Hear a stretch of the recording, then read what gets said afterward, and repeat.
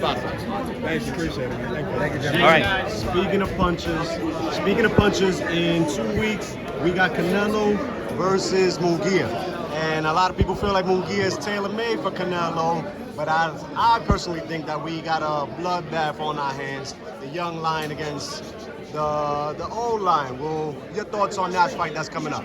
I think Canelo Alvarez has a great chin. I think it's one of his most visible assets, and that they want to see if he trusts his chin against David Benavidez. And off of what I've seen, and I helped to build Munguia's career at HBO, and I was a supporter of his efforts at HBO, but off of what I've seen, I think Benavidez is the more dangerous puncher. So I believe that Canelo is going at this in the right order. Let's see if he can get past Munguia and continue to build his credentials back up, and then somewhere down the road, to satisfy his audience and the public, he's going to have to make a decision on Benavidez unless somebody else knocks off Benavidez for him. Benavidez is talking about moving up to 175 for his next fight. Does Canelo chase him back up there, or do they square off back at 168? Depends on how much Canelo wants the money that he would make from fighting David Benavidez. And if Benavidez goes to 175 and Canelo sits still and says, I'm a 168-pound fighter, it's a logical argument. I can't argue with it. Where did Canelo begin? 135? A long time ago. You know, you don't necessarily have to keep going up. Obviously, there's a portion of his public which is only going to be pleased if he goes ahead and at some point chases the Benavidez fight. But if he doesn't want to, he doesn't have to. He's proven a great deal.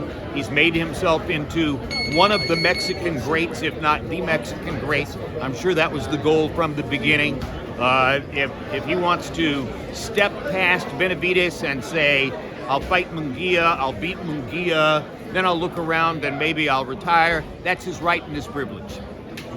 We have also the heavyweight undisputed championship is coming up between Alexander Usyk and Tyson Fury. Fury didn't look too good against Ngannou, but they say that this is the fight that's going to get him up. And can Alexander Usyk continue to make history in the sport and become undisputed at heavyweight? Usyk had the technique to beat Anthony Joshua. I'm not prepared to say that Usyk does not have the technique to beat Tyson Fury, given how off form Fury appeared to be against Ngannou.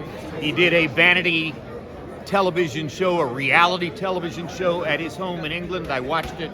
Once you have entered into a reality television enterprise, you have taken leave of reality.